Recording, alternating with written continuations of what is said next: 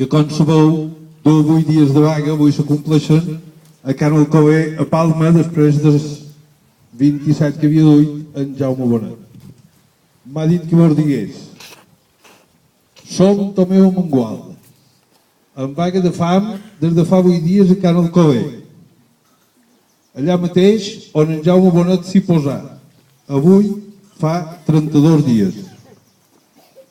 Pens que la lluita ha de ser continuada.